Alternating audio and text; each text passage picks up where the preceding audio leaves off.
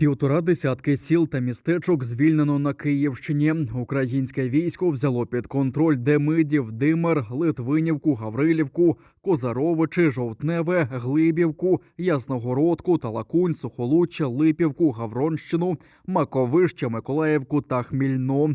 А у звільненій Дмитріївці Бучанського району триває розмінування. Ще днями тут точилися запеклі бої, а окупанти гатили просто з вулиць по позиціях українського війська.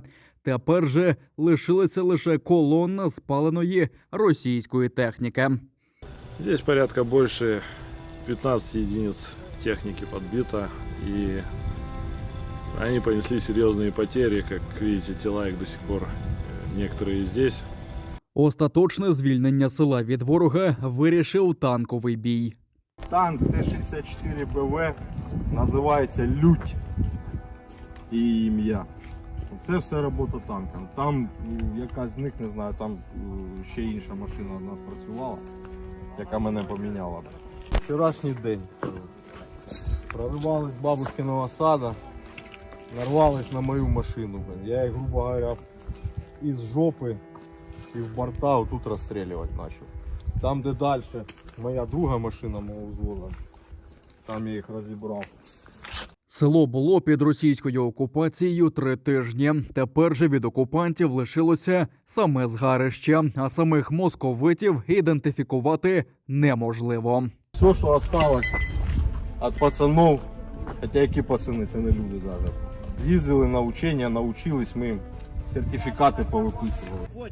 Добрі новини і на Сіверщині. Українське військо відновило контроль іще над 13 населеними пунктами Чернігівщини.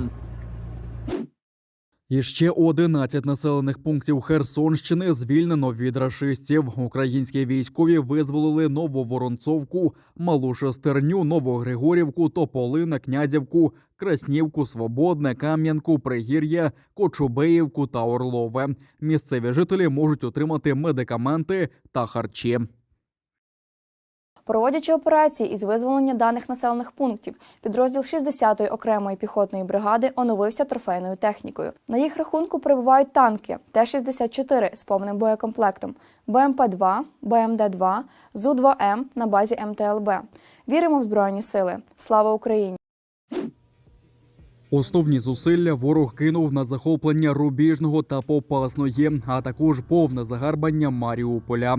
Окупанти перегруповуються та, ймовірно, зосереджуються на наступі на Сході, повідомляють у Генеральному штабі.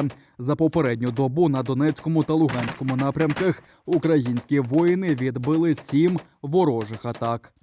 Наші воїни знищили 3 танки, 2 бронетранспортери, 2 одиниці автомобільної техніки та 2 артилерійські системи. Також збито безпілотний літальний апарат типу «Орлан-10». Побиті окупаційні підрозділи, які забираються з півночі Київщини та частини Чернігівщини, прихопили із собою усе, що намародерили, кажуть у Генштабі. Масштабна пожежа, паніка та нібито український слід. Московити звинувачують Україну у вибуху та займанні нафтобази у Білгороді. Це сталося у досвіта п'ятниці. Місцеві жителі зафільмували, як палають 8 резервуарів із пальним. А перед тим на кадри потрапило влучання кількох ракет. Влада Білгорода, який розташований у 40 кілометрах від Харкова, заявила про авіаудар українських гелікоптерів, які, мовляв, летіли на наднизькій висоті, відтак і виявити їх не вдалося. У соцмережах також з'явилося відео із парою ударних гелікоптерів Мі-24.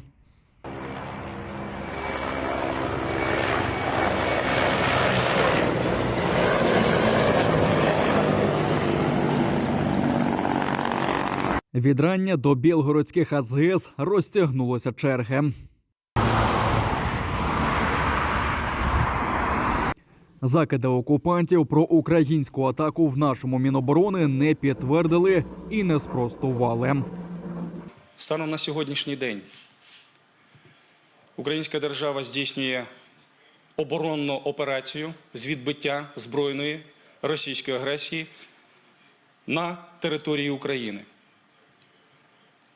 І це зовсім не означає, що Україна має нести відповідальність за всі прорахунки, за всі катастрофи і всі події, які відбуваються на території Російської Федерації. Ми не вперше бачимо такі звинувачення. Тому, друзі, я не буду ні підтверджувати цю інформацію, ні спростовувати. Радник керівника Офісу президента Олексій Арестович закликав шукати винних на самій Росії. Мы ведем боевые действия оборонительные на своей территории. А вот за то, что происходит на территории Российской Федерации, несет ответственность руководство Российской Федерации. Видимо, и им нужно разбираться, что же происходит в Белгороде. Может, кто-то покурил не в том месте. Может быть, еще что-то. Может, военные российские саботируют. Да, выполнение приказа, не хотят заходить на украинскую территорию доступными им методами. В любом случае, всю ответственность за происходящее на территории Российской Федерации несет руководство Российской Федерации. К ним и все вопросы. Нині відомо, що внаслідок події постраждали 2 працівників бази. Мешканців 3 прилеглих вулиць переселяють. Кілька днів тому у прикордонній Білгородській області також здетонував склад боєприпасів.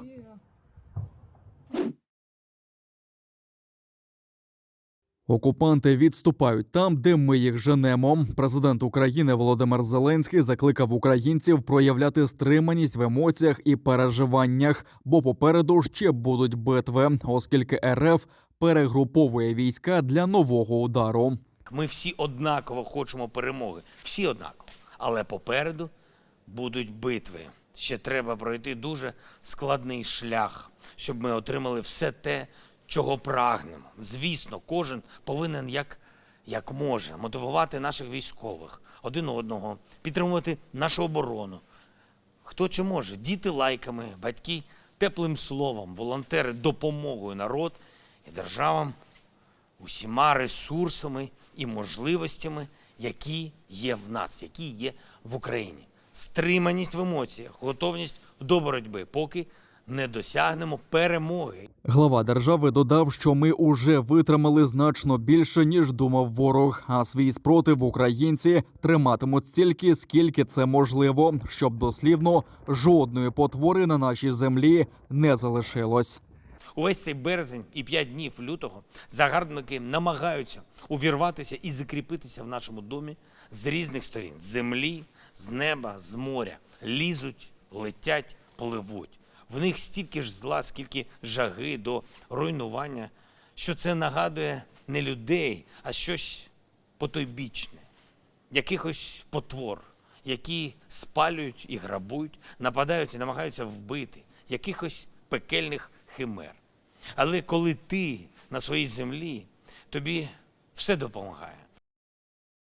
Закон прийнятий в цілому. В Україні заборонено символіку окупантів Z та V, а Росія визнана країною-терористом. Відповідний законопроєкт у першому читанні підтримала Верховна Рада. Крім того, Росія визнається державою-терористом, однією з цілей політичного режиму якої є державний геноцид українського народу, фізичне знищення, масові убивства громадян України та інше. Схвалено також націоналізацію майна росіян, а також українців, які публічно заперечують війну. І в подальшому в мирний час.